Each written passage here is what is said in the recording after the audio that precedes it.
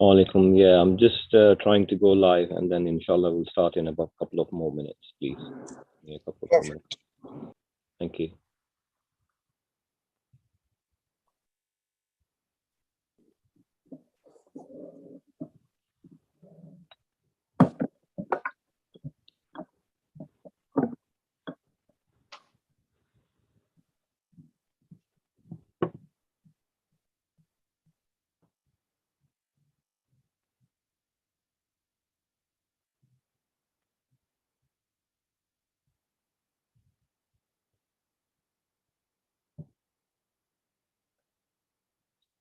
Okay. I think we probably can begin. I have the pleasure of hosting a session with Brother Ali Azam, the next 4 sessions. Thank you to the last host, Ahsan, who's done a great job, and also to Brother Hasnain and Brother Abbas Farshori here, who kind of took on the series of kind of looking at the tafsir and analysis of each one of the surahs that we have done. I mean, overall, what we try to attempt in our law is to give people in our community an opportunity to reflect on Quran, and what obviously would be a good month is month of Ramadan. So moving forward, we would have 4 sessions with Brother Ali Azam, and I'll kind of want to give you just a little bit of introduction. I think I'm sure most of you probably know him. So Brother Ali Azam is a co-founder of Virtue Ethics Foundations. He's a former lecturer on moral philosophy at ICAS, and he's also an author. I'll probably leave him to introduce him more about what else he's doing, and I would be interested to understand. He says he's an author, so I would like to know more about what books he's writing. And I'm sure that I'll leave it for Brother Azam to kind of expand more on how he would want the session to be taken forward, because we've left it for the speakers to understand and do the structure however they would want to for the analysis and so on and so forth. So over to you, Brother Ali. Thank you, Brother Rashad. Assalamu alaikum. Bismillah ar-Rahman ar-Rahim. Rabbi shrah li sadri wa yassir li amri wahlul 'uqdatan min lisani yafqahu qawli. Salams again to all of you, and wish you all the blessings of this blessed month, inshallah. And thank you, Rashad, for giving me this opportunity. I really kind of appreciate the whole idea that you had for Quranic reflections, and in so doing, I think it gave me an opportunity as well to connect myself, engage more with the Quran in, I suppose, can you hear me, Brother Ishad? Is my audio on? Just my camera just appeared. Hello? No, we can see you. Yeah, you're on. Yeah, okay. Yeah, so I wanted to say thank you, and I wanted to also thanks the other brothers who have previously given a very excellent kind of inspirational talks on Quran and how to engage with Quran, and I think this has benefited me as well. This is not really this has not been my kind of field of research or as a student, but I suppose that you were aware of it, but I think at the same time you kind of knew that my political thoughts, and especially my interest in moral philosophy to some extent could give me an opportunity as well to try and link my ideas and thoughts through Quran. And I think that has been really very beneficial for me. So I really want to reiterate my thanks to you for providing this opportunity. Although with all that I have said, I think I can make the disclaimer that I am perhaps don't deserve and don't have the merit for this this task. But nevertheless, I will try and make my efforts and attempts to try and synthesize some of my thoughts, my ideas, which I think are all inspired by Quran fundamentally.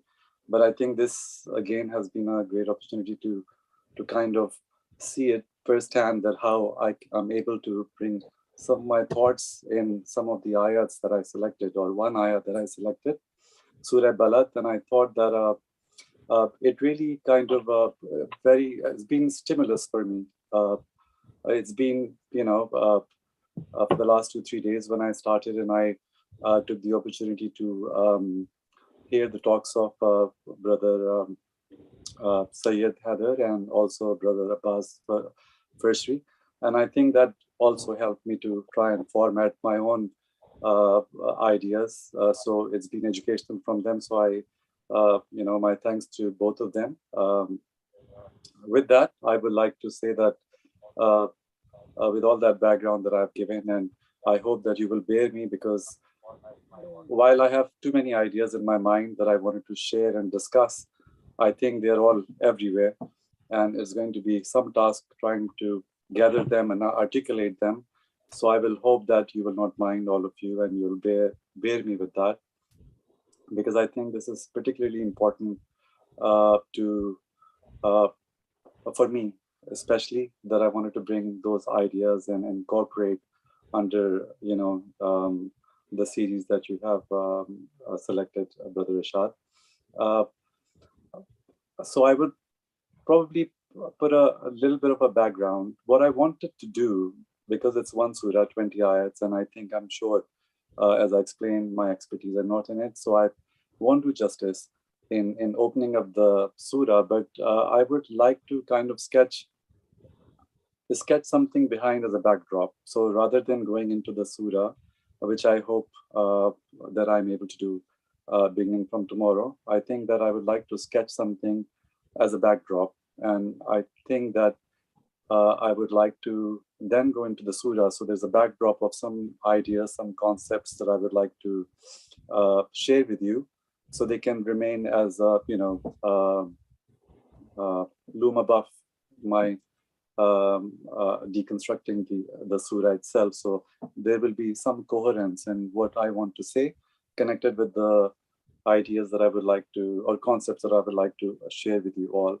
So thinking about reflection, I mean, this is a blessed month, a month of the Quran, of course, a month of spirituality, of course, month of reflection, month of introspection. And I think it couldn't have been a better time, to be honest, for having this opportunity. But I would like to kind of make it more relevant. And this is something that I was discussing with Brother Irshad, that initially when he kindly spoke to me about this, and gave me the opportunity, offered me if I would like to take participation in this. I was quite insistent that I would like personally to uh, discuss some of the social, current, political, economic issues that we are gripped in as a community, as a society. And Brother Rashad as well, he was shared and with the similar idea. So he kind of suggested as well that I can do it through the ayat of the Quran. So again, my focus is going to be on some of those issues and relate this ayat, particularly this ayat, which is extremely profound ayat, extremely strong ayat. And I did not know that once I will try to get deeper into it, how close it is to all the issues that I'm concerned with as a member of community, as a member of humanity, as a human being.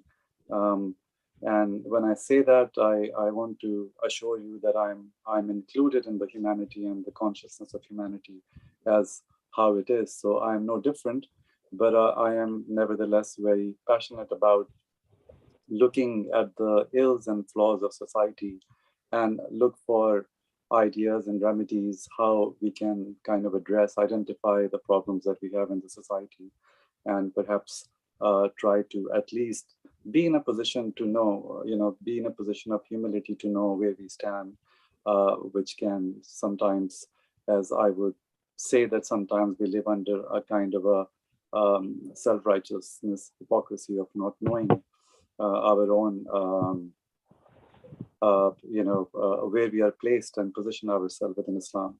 So when it comes to reflection, I thought that the best place would be to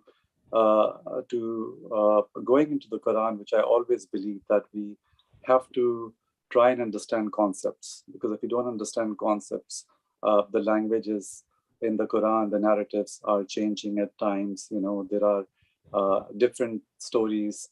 Allah subhanahu wa ta'ala, different narratives are being shared, and sometimes it is easy to kind of go literally in the language and perhaps misconstrue the meaning of the word when we are not aware of the concepts that underlines or underpins the whole narrative of the Quran itself. So I thought that the best place to start reflection would be to first of all raise the question of what is the purpose of Quran itself in our lives. And the moment that we do that, there are other questions emerges very almost instantly, that what would be the instrument, what would be the methodology that we can try and find the concept of what is the purpose of Quran. To understand any purpose, you would need some kind of framework, some kind of method, some kind of science to understanding anything, everything in the world we believe. It's belief, not knowledge, belief that everything has a purpose. But to understand, we need a certain apparatus to understand the purpose of that particular entity, namely here the Quran. So the first question rises is what is the instrument? And the second question in itself, which is like contained within the question, is what is the purpose? So that's the first thing that I thought that we need to stop and reflect, which was something that I found was very close to the ideas that I've been pushing through the foundation and other opportunities when I get to speak. Second thing I thought that also raises question is what are concepts? So what is a concept itself? How would we define and characterize what concept is? If we want to understand the concept of Quran and the purpose of Quran, so we need to look into what concepts are as human beings. And what instrument will we apply? And I think the answer lies in other ayats of the Quran, of course, which we need to infer from this. But I thought that I was going to submit that the best and the only apparatus and the only science that we can use, it's reason itself. A reason is just a plain term, but it has many derivatives, and reason can be taken interchangeable with wisdom. Reason, I think the best word that probably some of you, all of you, may be acquainted with is epistemology,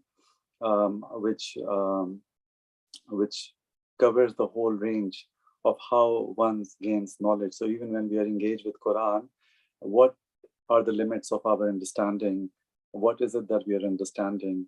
And the nature of what we are understanding. So it's really a branch of philosophy in which you study what is knowledge itself, what is the nature of knowledge, and how do we receive knowledge? What are the sources of knowledge? Like, we receive it through our sense perception, or we receive it through intuition, by feeling things, we receive it through rationality. And of course, what are the limits of knowledge? What we claim to be true or a part of knowledge, what we claim as knowledge, whether or not, what are the limits? To what extent can we go? So I'm putting these things in the background because they're going to emerge and they're going to help me develop this picture, this sketch I'm trying to draw before we go into the ayat, inshallah. So I think already there are three aspects that have emerged. One is of knowing how to know. Secondly is the purpose of Quran, and thirdly is the concept itself. What are concepts? So now I will try to kind of interlink these, and then further questions emerges. So my idea would be that it's I think it's a fortune of 4 days of discussion time, in which it gives me, hopefully, may Allah give me tawfiq, enough time and enough opportunity to try and kind of share the ideas in or insights about the ideas in a bit of clarity and a bit of detail, so they are able to um, help me before we move into the ayats. So I was thinking that what concerns me as a human being, and I think it concerns most of us, most of all of us almost, that the injustices that are happening in the world. I mean, since the dawn of civilization, we have seen that man has been subject to extreme injustices. These injustices have always been part of our human civilization, and much of them. There is a knock at the door. My apologies, my mind has just diverted there, but I think, if I'm not wrong, Ishad is not on your side or the other side, is it? Because I have a hearing problem a bit. I'm No, home alone. Yeah, okay. I'm sure Okay. I'm sure Yeah. it's from your side. Do you, Uh, yeah. yeah. Do you mind if I can just 1 sec quickly check? Yeah, Because yeah. I'm home. Go Yeah. ahead. Go ahead. Okay, okay, okay. Yep. Thanks.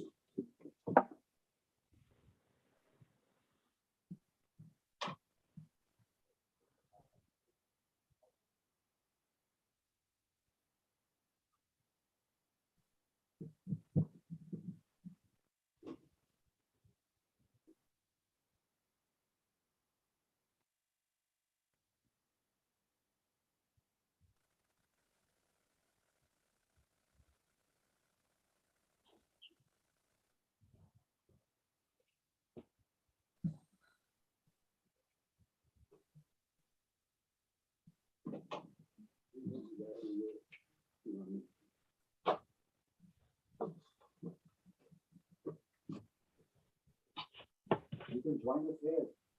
Talk to him.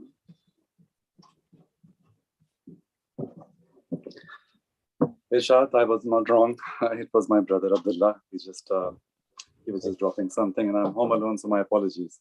I had to check the door. Yeah. So I was saying that what we came up to is with my own kind of um, areas of interest, areas not of interest, of concern, is of course I hold Quran, the purpose of Quran. Then we want to know, if you want to know what the purpose of Quran is, then of course we would have to make some hypotheses. So the hypothesis I make, that the purpose of Quran is really falah of people, but social justice, social order, social justice, and humanity in society, in the world. And that, I was just saying that from the very dawn of civilization, man has always been subjected to injustices of all kind. And those injustices, the sources of those injustices mostly have been either power, either dominance, either material gains, and more than often tribalism, more than often, um,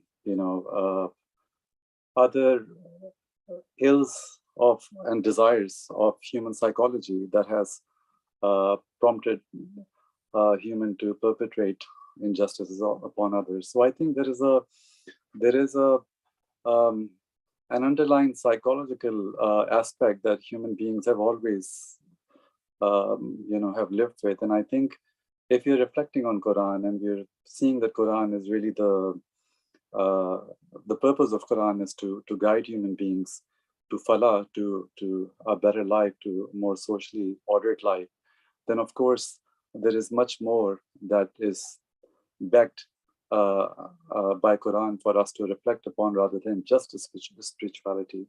So I think it becomes uh, uh, uh, a question of society, a question of sociology.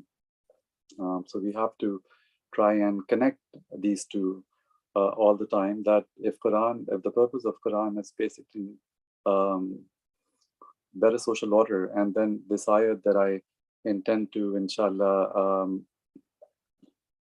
explore with you all is Surah Balad. So without going into the ayat, I would like to say that this ayat is clearly talking about human condition. There are two types of human beings that is referring to. One of those, of course, the one who have been successful and who have achieved success in this life or the hereafter, and the others who are uh, despite giving all the faculties that Allah subhanahu wa ta'ala has endowed all human beings, and that's why there is a mention of birth and rebirth, which has, of course, other metaphorical angles to it, according to the Mufassirin.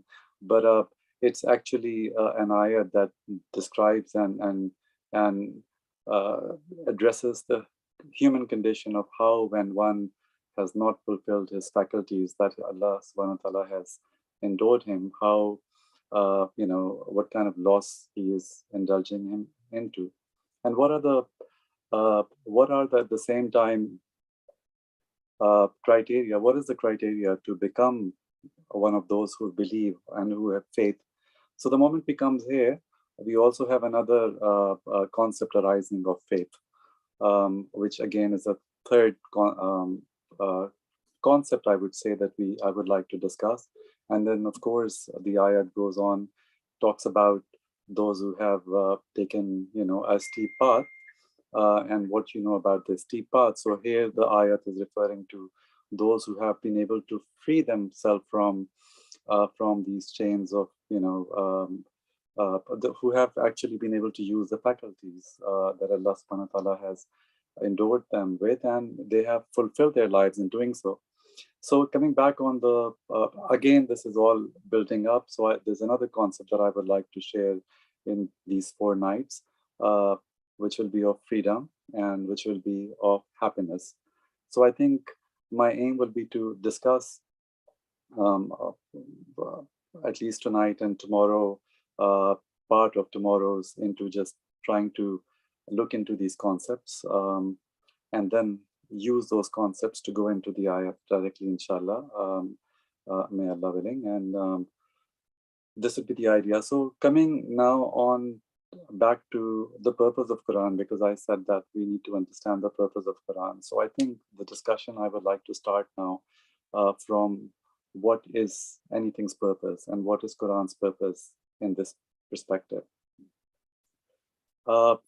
And sorry, one more thing I would like to add before going on to opening the discussion is, if we believe that purpose of Quran is social order, social justice in humanity, because humanity has always, invariably, in every stage of life, humanity has suffered from injustices, and to the day it suffers. I think an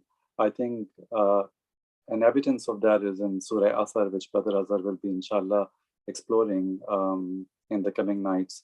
But I think it's enough for us to know that the hypotheses that I'm trying to submit are supported by Quran, in this sense that in Surah Asr, all men are at loss. So here, all men, Allah subhanahu wa ta'ala is not addressing all men with any quantifier. The quantifier is indeterminate, meaning that there is not one group, not one race, not one geographically a nation or at some point in history. But Allah subhanahu wa ta'ala is saying is men is at loss. And until, of course, he fulfill those conditions that will be explored in the coming nights, inshallah. But my point here is to suggest that Islam had already been embraced. Quran had, obviously, the message of Islam had already been embraced by the Muslim Ummah, and they had, of course, embraced the ahkam and ibadat of the religion, the 2 main parts of religion. And yet Allah subhanahu wa ta'ala is saying that man is at loss. And I think the observations that we have and all the anthropology and history tells us that man has always been under injustices. Now, here what I would like to say, that if the 2 aspects which are very close to us, very dear to us as Muslims and our community, which is like ahkamat that we follow all the time, and ibadat, which we rely so heavily on, and we should. I mean, I would like to say that myself, if I were not to pray or do my, remember God and keep God in my, like in my prayers and reaching out to Him, I would be lost. I would not be, not even half. I wouldn't be worth even defining myself. So that's how important ibadat are for us as a human being. But because of this ayat, and invariably for me, this is the narrative of Quran throughout.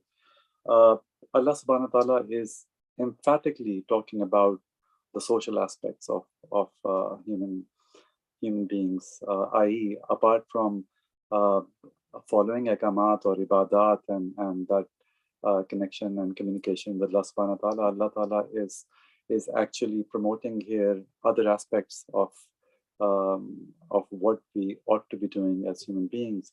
And again, just briefly to go on to another ayat, which is Surah Baqarah 177, when Allah subhanahu wa ta'ala is describing muttaqeen, he is very explicit in this ayat, which is that, to be piety is not to turn your head, yourself towards your heads towards east or west, but it is to believe in God, believe in the last day of judgment, believe in His angels, believe in His prophets, and believe in His scriptures.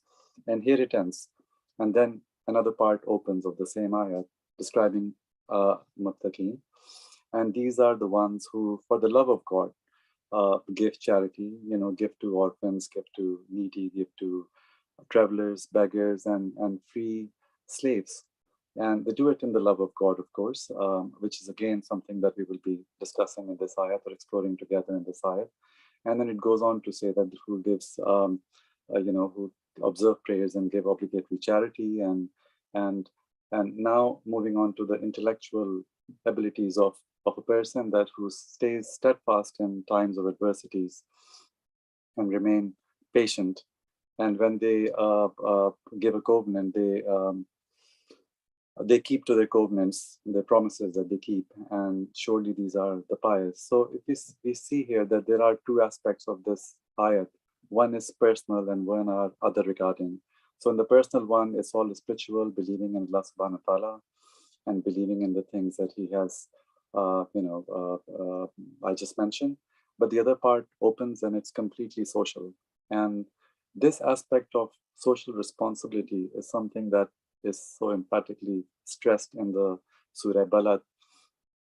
So what I'm trying to say, if we are going to reflect upon in Ramadan, we need to, we ought to be reflecting holistically. It's not just about a month with spiritual connection, which is, of course, it is. When I say that, I have to articulate it well, that, it is a month, of course, for that connection with Allah subhanahu wa ta'ala, but it is inseparable from our duties towards humanity, towards society, towards community.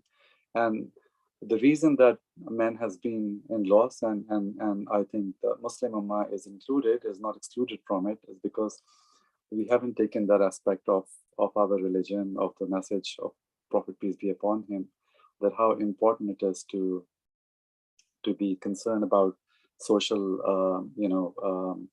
issues and how to be inclusive with all social issues and take responsibility on that. So if that is the purpose of Quran, then I think reflection would definitely include, or would have to include, this reflection of where we are right now. And then, to be honest, introspection is enough for all of us to realize that how many injustices are happening in the world. There are how many poor people in the world at the moment. A child is dying every 4 seconds. The impoverished and so many countries remain impoverished. But there is no collective kind of effort to address those issues at the moment. So I think it's very relevant. This reflection is very relevant, and this ayat is very relevant. Of course, all Quran is very relevant. But to extract these messages, I think it's the biggest kind of a duty upon us. And I think if we want to kind of not stay in a regression that we've always stayed in, then I think it's we ought to we ought to encounter, reality as it is, and then be dynamic, be progressive. And I think for me, that would be reflection. And this is what I would like to share with you all. So if I have time left for Ishad, if I have like 10 minutes, I just like to, before question and answer, sorry, I haven't kept. Yeah, you do. Bismillah, yeah, anyway. Yeah, okay. So to understand the purpose of Quran and to understand really the purpose of ourselves, I think I would like to use some philosophical concepts. Those are just to illustrate the point, to bring the point home, and to kind of give a framework within which we can understand. So anything has a purpose.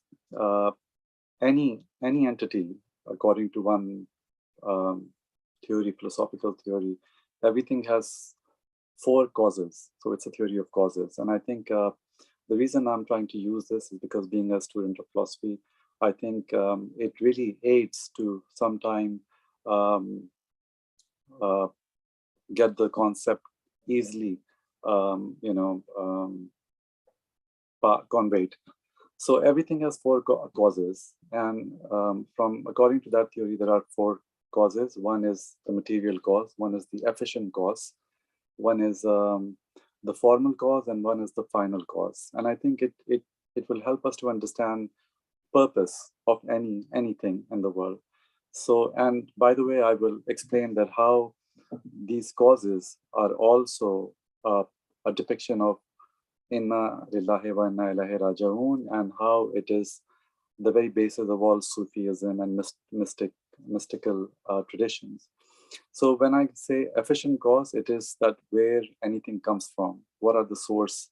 What is the source of that thing? Where it is coming from? And material causes the material that has been used for that particular entity. And formal cause is the essence of that cause. What is the isness of that thing? What does that thing stand for? What is the, if you like, almost the purpose for that thing? Which is, again, I can bring it here as well.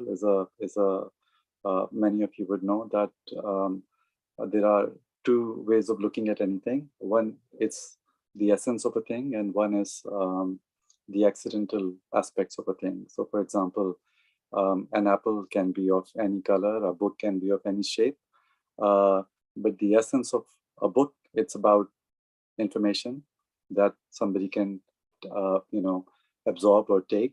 So that's the essence of the book. It can come in any sizes. So when I'm talking about formal cause, it is a cause that that defines that thing's nature, the very nature of that thing. And the final cause is when that nature has been fully fulfilled. So if I were to use this example for human beings, for example, my efficient cause is Allah subhanahu wa ta'ala. My efficient cause is my parents as well. My material cause is my flesh, my bones, all my body, my physical aspects, my physical part. My formal cause is, as I'm a rational being, all of us as a species, rational beings, are defined in our essence as rational being. That's what distinct us. So our formal cause is rationality, if you like, wisdom, if you like, being able to understand and communicate and think of concepts which other creatures cannot do. And our final cause is that we fulfill our formal cause. So the final cause cannot be achieved unless we have fulfilled. So if, as a human being, if you are going to think in this framework of 4 causes, if you're a rational being, Quran is calling us to live a good life. And Quran has guided us through, through the revelation, and insisting upon that Allah subhanahu wa ta'ala has made us rational beings, thinking beings, and it is the outcome of thinking that we can be successful, or we can live a moral life. We can fulfill our lives by using our wisdom fully. So our final cause is really, it's using our formal cause fully. So if we can manage to live a complete life, which again, I'm just going to refer back to Surah Al-Balad, that Allah subhanahu wa ta'ala is, there's a depiction of those who hasn't fulfilled their um, uh, faculties that Allah subhanahu wa ta'ala has given, in which he says that I've given you two eyes, haven't I given you two eyes, a tongue and two lips, and I've shown you two paths. And these two paths, again, how has he shown those two paths in the ayat? So again, because these faculties are within us, we are able to think, we are able to discern between right and wrong. That tamiz, if you like, that he is inbuilt within us, is within our mental structure. We understand things. Allah subhanahu wa ta'ala has created with this kind of structure in which the difference between right and wrong is innately inbuilt within us, disposed within us. Of course, we need to cultivate that, and that is the responsibility that is being emphatically is reminded in this ayat, Surah Al-Balad. So coming up back to the causes, that these causes, if we understand that our purpose in this life is to live a complete moral life, which is really, I would say that a reflection of this ayat, if we were able to live, to the standard of this ayat, what it is asking, then that would be a successful life, of course. And the fact that humanity, including Muslim Ummah, are not up to those standards is because there's a big part missing, and that's a social part missing. And there is many ayats and hadiths and narrations that kind of, reminds us that how important the rights of other human beings are. And Allah has actually moved his rights, behind the rights of human beings. That's how much emphasis are found in the narration of Imam Ali. So this is the purpose of human beings, that we need to live a moral life. And that moral life can only be attained through the use of our functionality, which is our reason. So what is the purpose of Quran? Quran as well itself has four causes. If you were to take any entity, Quran itself, and we can talk about Quran, very similar to human beings, extremely, they are very integrated with each other, Quran and men. Consciousness, men's consciousness, because Quran is also the efficient cause of Allah subhanahu wa ta'ala. Material cause is obviously relevant about how it, in what form, we have access to it. But the formal cause again is to guide morality into human beings. And the final cause for Quran is that guidance has been utilized. So if humanity, if Muslims, if the believers, if those who delve into Quran are unable to take that message, are unable to live that life, then the final cause of Quran is not utilized, because the whole idea as a final cause is something that what you are being created for is being fulfilled. So human beings are fulfilled. Their life is worth living if they have actually fulfilled their rationality, and the fulfillment of rationality is in being able to live a rational life. And Allah subhanahu wa ta'ala has explained in Surah Balad what is a complete life for a human being. I think, Irshad, maybe I'm exceeding time if it's going to Q&A. So perhaps, sharing this with you so far, I can take the discussion forward maybe tomorrow if we are coming out of time. My apologies, I haven't brought my watch with me, but you can please guide me. Yeah, no problem at all. Thank you, Ali Bhai. We don't have any questions either on YouTube or not, but I do have a couple. So Sure. if you don't mind, so Surah Balad means city, and obviously it has about 20 verses. And so some of the tafsir says Surah Balad, i.e. city, specific to Makkah. Is that correct, or can it also mean a general city, or it applies to any city? Irshad, obviously there are different opinions about that, and I suppose that it is taken as earth, it is taken as Makkah as being the honored city, according to the hadith of Prophet peace be upon him, that Allah subhanahu wa ta'ala make this place sacred at the time when he created the heavens and the earth, and it will be so until the hour that has come. So different kind of conjectures can be drawn from it, and I suppose this is something that eventually will end up being be taken as a belief. And belief and knowledge, there is a difference between belief and knowledge. There is no justification to take any one interpretation and and treat it as absolute, because we have no access to kind of verify it. So these different interpretations, I think there are different modes of thinking about. There is a mystical sense of attributing the sacredness of Mecca, and then coming up to the conclusion that this must be what Allah subhanahu wa ta'ala must have referred. And of course, I'm talking about, you've asked me the question, so I'm just giving you my own opinion on that. But the Mufassirins have what I have come up in the last, since we selected this ayat. So what I've come across are all different opinions, that it is maybe Medina, maybe Mecca, maybe earth itself. But I think all opinions have certain factors.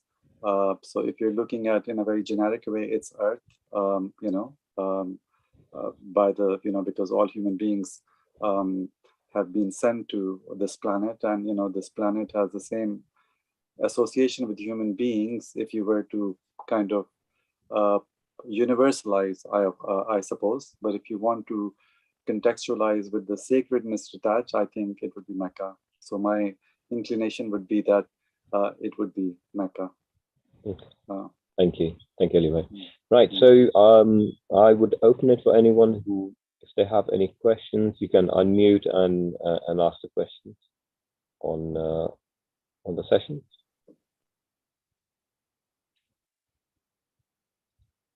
Okay, go on.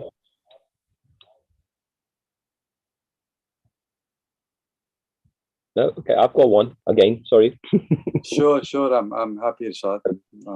People can think about the question, but I've got. So I was kind of looking at you were talking about why man is at loss, and you kind of gave us a flavor of what it meant, and obviously you probably go through in detail as to what it meant.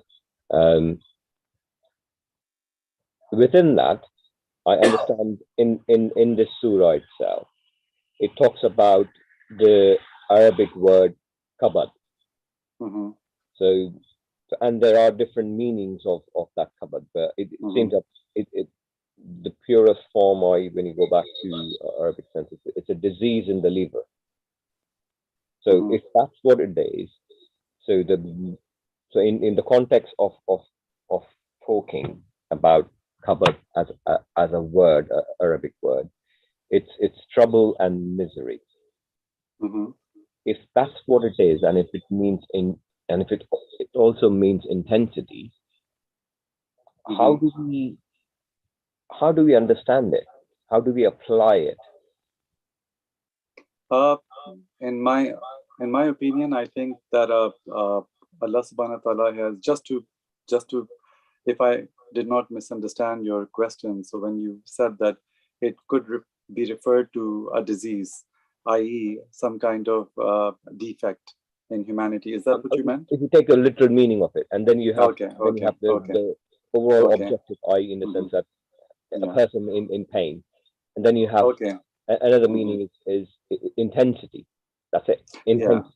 And then another one is distress, obviously, and then you have trouble and misery. So there are so many meanings to it that it becomes, I feel that it becomes very difficult for the intense like me to really understand when Allah says man is at loss. Well, it's not loss, man is at intensity, or man is in trouble, or man is in misery. And what do you think we need to take from it in order to really understand why Allah is saying that. Yeah, so I think that for me, there is no overlapping between the two concepts. Uh, Going back to the the let's say a defect or something. I mean, just to kind of open that up, elaborate on that one, that Allah has made all human beings rational, and the essence of humanness is in rationality. So, if I didn't have a hand, if I, my leg was chopped off or something, I still be a human being. If I was short, tall, whatever size, I would still be human being, because the essence of meanness, humanness is in my rationality. So long as I am thinking, being, I am a rational being. So knowledge in that sense is completely universal. Any essence of anything, of any entity, any, in this case, human beings, is something which is universal and necessary. So these are the universal and necessary condition that any human being has to have. Now, if Allah subhanahu wa ta'ala had put something as a defect that kind of affects his rationality, then it would be a problem. But Allah subhanahu wa ta'ala has nowhere in the Quran it kind of indicates that anything is a barrier to human beings using their rationality. So I would kind of rule out that uh, when Allah subhanahu wa ta'ala is using the word kabad, then I think the idea behind is just yesterday when I was discussing with someone kindly told me that the right word to be used is hardship. That man is born in hardship, lives through hardship, and I think this is something that we all share. I mean, I think we all know that none of us are in at any given time in any position where we can just feel above that. We are always in some kind of distress. We have some, different kind of suffering. Some people have, everybody has their own issues, and no one is above, experiencing suffering. So I think human beings' whole life is goes through tests and trials. But even when there are not tests and trials, we are vulnerable to um, all kind of sensitivities. So I think man is in that hardship. Second metaphoric understanding that you can draw from it is because you've been given uh, the ability to discern between right and wrong, and more than often we kind of fall into the wrong because it's much more pleasurable and much more easier, and that's why we don't take the steep path. This again kind of indicates the the hardship of human being, because it's also a hardship to be able to to be continuously being prone to falling into the wrong side, on the in the error. But just to clarify that when Allah subhanahu wa ta'ala is saying that man is at loss, he's talking about the condition of man in its potential, like without realizing and actualizing potential, the raw nature of human being. Allah subhanahu wa ta'ala has invariably mentioned in the Quran that man is born greedy. In the love of wealth, he becomes violent. And again, there is no quantifier determinant here, none. It's open for all human beings. Until the four conditions are fulfilled in Surah Asr and then in Surah Balad as well, until the one who does all, perform all that Allah subhanahu wa ta'ala has asked, and not only that, and enjoins others to patience and perseverance and steadfastness. Now, is the whole um, this is the whole actualization of the formal cause of human beings, i.e., becoming moral. So until somebody becomes moral, he's at loss, because he will be in the hands of the fate that he has created through his choosing the wrong side. So, if I am bringing misery to myself by making all the wrong decisions, and that's purely because, it's much easier for me to follow my desires and my pleasure, then obviously I will be at loss, because I'm not being able to fulfill my life by using or by actualizing my purpose. And the purpose, again, going back to the four causes, my formal cause is to live a moral life, because Allah subhanahu wa ta'ala has given us rationality so that we can choose the right path and the steep path. The steep path is, of course, is much harder for more people who are much more virtuous than normal human beings who follow religion or observe religion and have that kind of an inbuilt sense of morality, but they are unable to live to that mark, that spontaneous morality that kind of flows out from them all the time. So, and then those who are vicious, who are unable to live a moral life, and they are at loss. And in the idea is that until we try to sort out the problems of humanity, of society, of social order, we are all at loss because we are all concerned with our own selfish inclinations and just living for our self-interest. So long as we're living for self-interest, we are at loss. True, very true. Any questions? Thank you, anyway.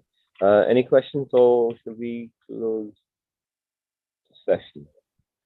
Okay, I've got a couple things. I wanted to highlight one thing anyway, because I was kind of looking at Ali. Assalamu alaikum, Ali.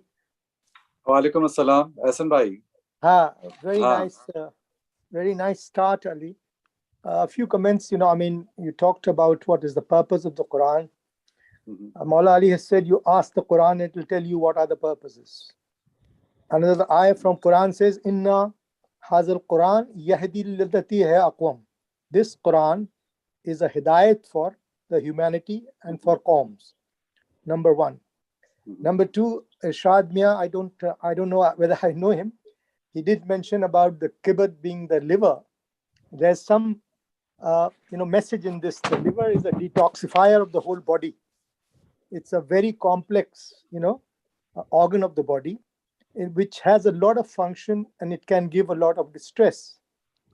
Distress, in true sense, Maula Ali has said, if you have 2 days which are equal, then you must pray that there's something wrong. Nobody's 2 days are ever equal. So as you said, everyone will have good days and bad days. And the one who actually swims through the bad days and emerges, naked and fulfilling all the desires and fulfilling all the obligations is one who is successful. Now, you made a very good this thing about Surah Asr, which is the very small surah, but has got a magnanimous sort of message. What Allah wants from us. And even a lot of ayats will be, or discourses or discussions will not be able to see whether the Asr is the time, or it's a temporal time, or the spatial time, or what time, or is it Imam Asr? Okay. Thank you very much. We'll continue. Thank you, Ahsan bhai. Thank you for being online and listening to the talk. Not at all. It's very encouraging. Thank you. Thank you so much for that. Okay, I think we've kind of over time, so let's stick to the time. Thank you, Ali Bhai, for the session, and I would like to wish everyone Eid Mubarak. It's Muhammad Hassan's birthday today, so everyone Eid Mubarak, and inshallah. Thank you. Eid Mubarak to you all as well, and of course to you, Irshad, and from me to everyone. Inshallah, we'll catch up with everyone tomorrow. Thank you so much for your time. Thank you, Irshad. Thank you. Khuda Hafiz.